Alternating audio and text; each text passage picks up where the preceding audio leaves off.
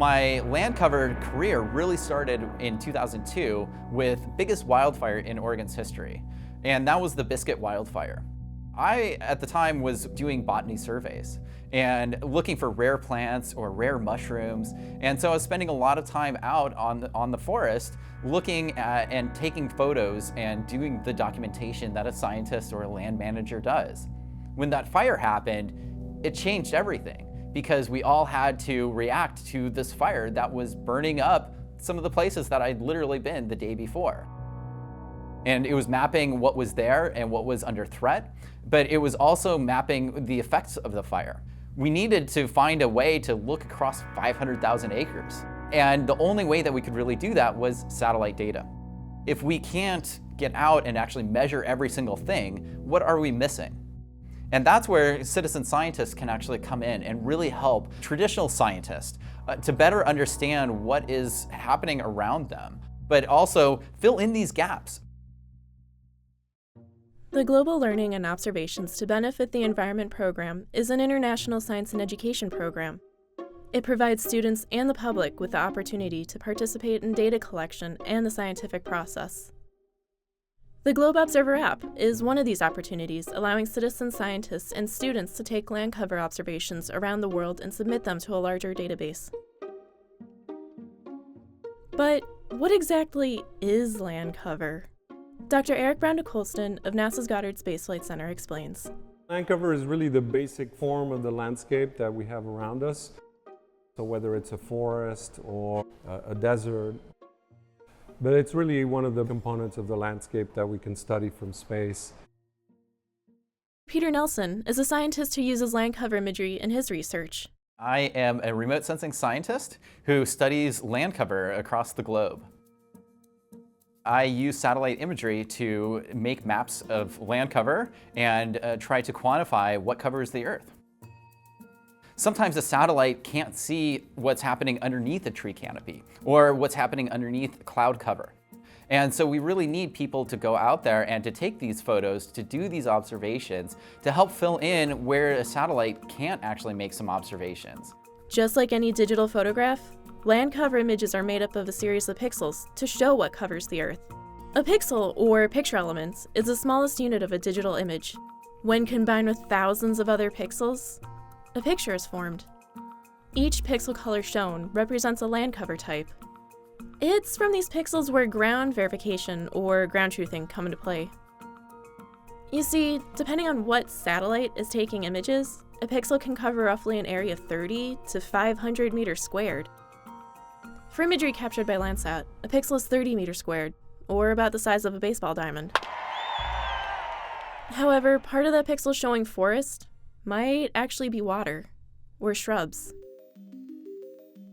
By taking land cover observations, citizen scientists can help answer these questions when it comes to land cover maps. So, why are these land cover observations so important? Why are they taken in the first place?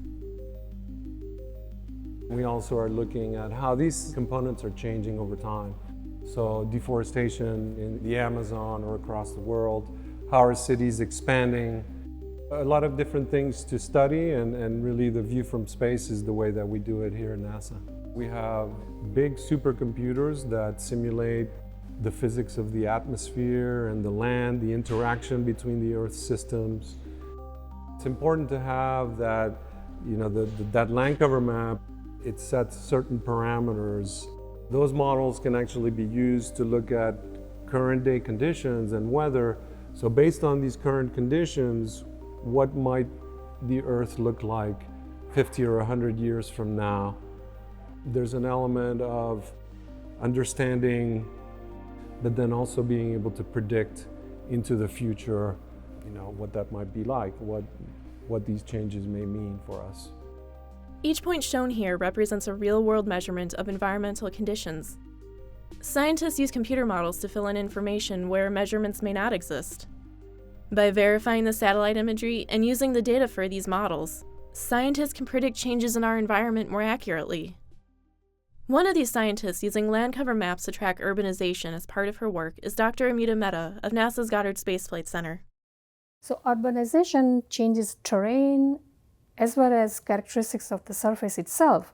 And so impervious surface is what we look at when we are monitoring flooding. When there are, say, parking lots or cement and concrete surfaces, they increase. So previously, if it was a farmland or something which was not built, and if that is built now, that water previously that could go or percolate in the soil and in the ground now cannot go in, and it stays there. Monitoring helps you to plan for it. If you see land cover changing, even then you know that how water is going to flow in that region might change. If you have to send rescue out or you have to plan for relief activities, then if you know land cover, then you know where there might be help needed. By using land cover maps and models that reflect changes over time, scientists can predict where flooding and other events may occur. With a changing climate, these predictions from models and land cover maps can help scientists better understand these changes and help communities prepare for them. But perhaps a more important reason as to why take land cover observations is you get to participate in a community of scientists, citizen scientists, and students.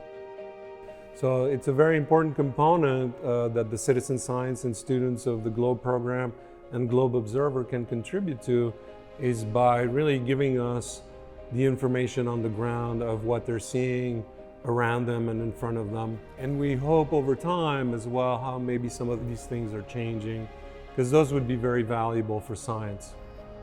I saw the value of having information before a hazard happens, because once that fire went through an area, we can never recreate that data. This is all important for us to share and put together because that's how we understand Earth as a system. All of these things end up affecting where we live, why we live where we do, and why we make some of the choices that we do. To learn more about Globe Observer, check out the website at observer.globe.gov and download the app to start taking your own observations today.